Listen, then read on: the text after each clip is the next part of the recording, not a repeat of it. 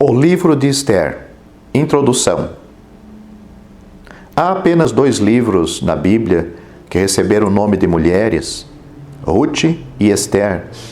Na verdade, ganharam seu título em homenagem às heroínas dentro deles.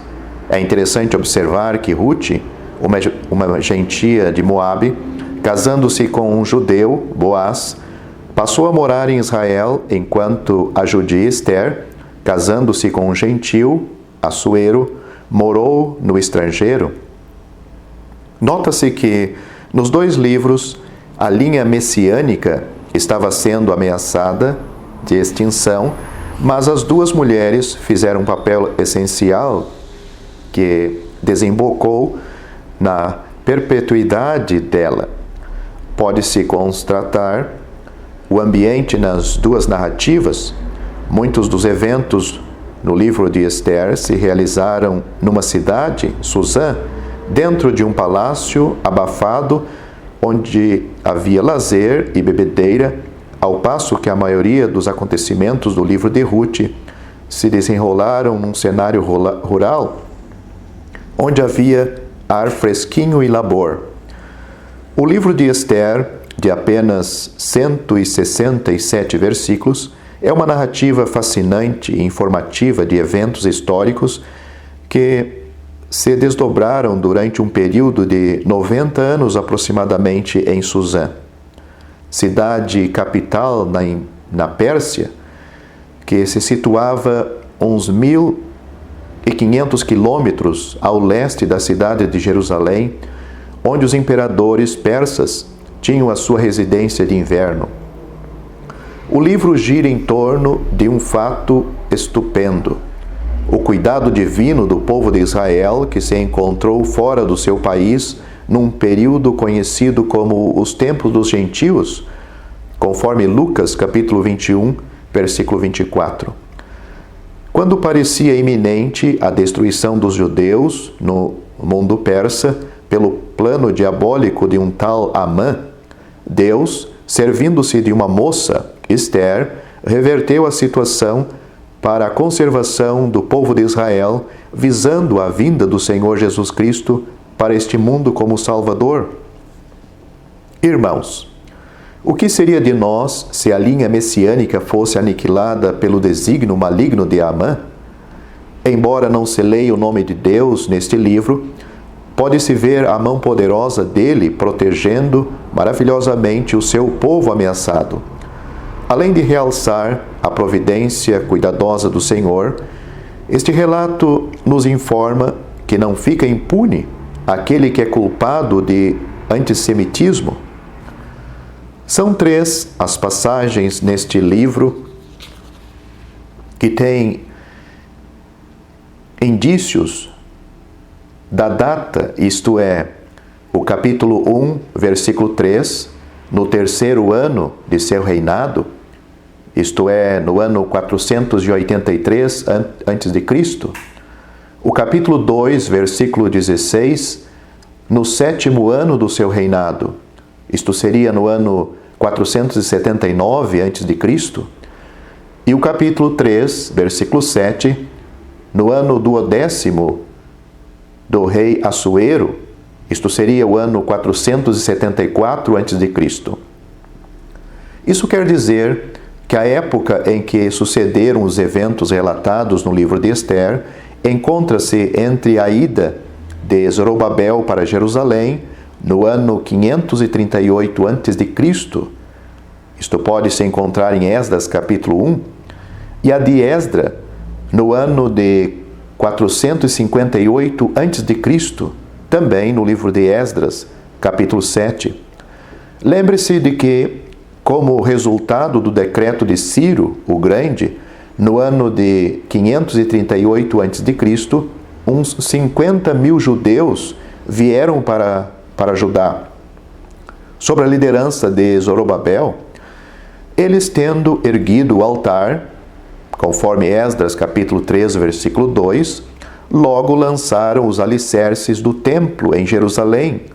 Também Esdras capítulo 3, versículo 10, porém, as obras de reconstrução da casa de Deus ficaram paralisadas no ano de 536 a.C., devido à oposição dos samaritanos, Esdras capítulo 4. 16 anos mais tarde, no ano 520 a.C., pelo ministério de Ageu e Zacarias, os judeus, reanimados, recomeçaram a obra no templo. Felizmente, o belo dia chegou no ano de 516 a.C., quando a casa de Deus, reedificada, foi consagrada com alegria. Veja Esdras capítulo 6, versículo 16. Foi no ano de 458 a.C., 58 anos depois da reedificação do templo, quando Esdras, junto com mais ou menos 5.000 judeus, retornaram à capital de Judá, Jerusalém, conforme Esdras capítulo 7. Este homem de Deus, sendo escriba hábil na lei de Moisés, conforme vemos em Esdras capítulo 7, versículo 6, iniciou uma forma espiritual, uma reforma que deu bons resultados no andar dos repatriados. Neemias, como se sabe, veio no ano de 444 a.C., a fim de, entre outros objetivos, reconstruir os muros de Jerusalém. Assim, os acontecimentos do livro de Ester, realizados em Susã, na Pérsia, se realizaram entre a reconstrução do templo em Jerusalém, no ano 516 a.C., e a chegada de Esdras, no ano 458 a.C., ou seja, desejando acompanhar uma sequência cronológica de eventos, o livro de Ester pode ser inserido entre os capítulos 6 e 7 do livro de Esdras. Isto é muito interessante. Em Ester, capítulo 1, versículo 1, encontramos o rei Assuero, que reinou do ano 486 ao ano 465 a.C., ou seja, Xerxes I.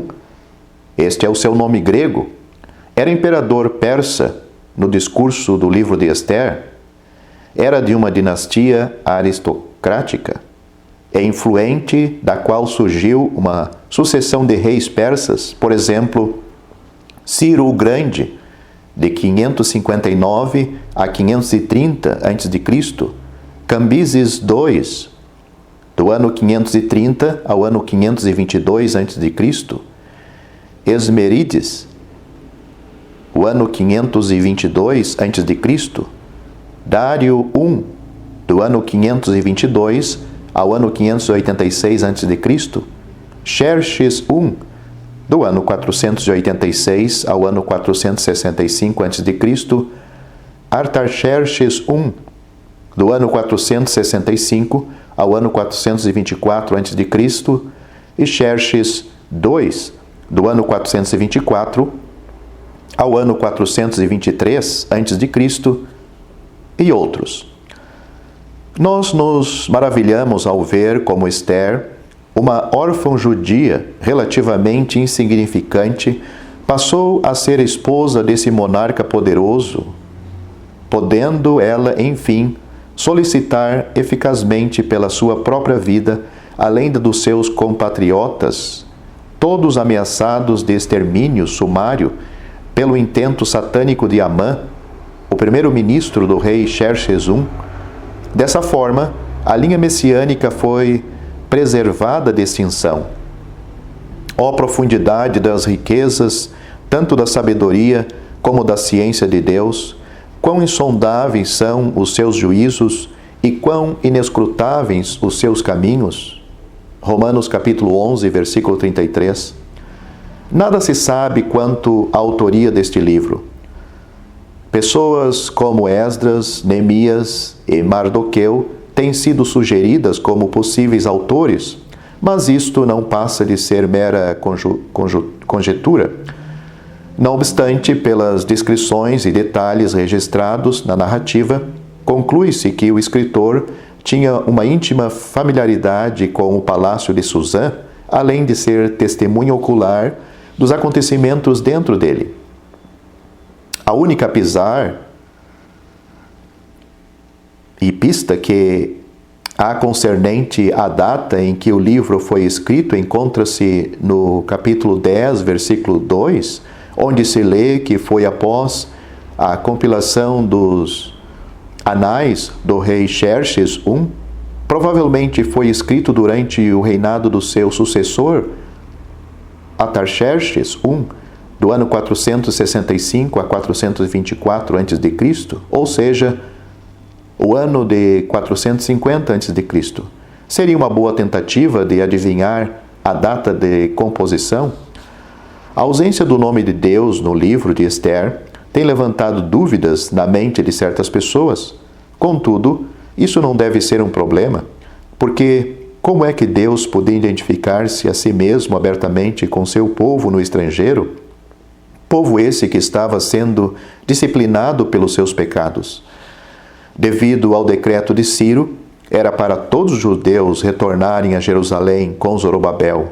Muitos, no entanto, optaram por ficar na Babilônia, demonstrando uma certa relutância ou, quem sabe, desobediência em voltar para onde Deus colocara seu nome. Amados irmãos, já que crentes desobedientes não podem reivindicar grandes manifestações da presença e poder de Deus nas suas vidas, façamos o máximo possível para nos sujeitar à sua autoridade e sermos obedientes a Ele. Lembre-se de que o obedecer é melhor do que o sacrificar, e o atender melhor do que a gordura de carneiros. 1 Samuel, capítulo 15, versículo 22. Outra característica chamativa neste conto cativante é o registro de tantos banquetes, ou seja, festas. Imaginamos que, enquanto milhares de súditos no Império Persa passavam por necessidades financeiras, os oficiais do governo viviam luxuosamente, esbanjando dinheiro público. São 10 os banquetes em Esther. Será que os persas só costumavam fazer festa? Irmãos, tomemos cuidado para não relegar as nossas reuniões e conferências a meros encontros sociais onde há mais ênfase no comer e beber do que na palavra de Deus. O apóstolo Paulo indagou os coríntios: não tendes porventura casa para comer e para beber? Ou desprezais a igreja de Deus e envergonhais o que nada tem? Que vos direi? Louvar-vos-ei? Nisto não vos louvo. 1 Coríntios capítulo 11, versículo 22. A narrativa no livro de Esther tem todos os ingredientes de um conto emocionante. Temos a heroína famosa, a Esther, o campeão amável, visto em Mardoqueu, o rei poderoso, visto em Xerxes I, o vilão malvado, isto temos em Amã, a conspiração, surpresa, suspense, ansiedade, ironia, conflito, morte. Tudo isto está neste livro maravilhoso. Na verdade, como se sabe, todos os livros da Bíblia, a palavra de Deus, são confeccionados com perfeição. Poderia ser de outra maneira, já que os escritores eram movidos pelo Espírito Santo? Não tem como ser de outra maneira. As Escrituras, a palavra de Deus, é perfeita. 2 Pedro, capítulo 1, versículo 21. Esther não é uma exceção. O livro é construído na forma de um U, isto é, o capítulo 1 corresponde ao capítulo 10. O capítulo 2 combina com o capítulo 9. O capítulo 3 combina com o capítulo 8. Pode ser comparados os outros capítulos. Segue um quadro mais detalhado mostrando essas comparações e até contrastes interessantes. Isto você pode ver agora na tela do vídeo.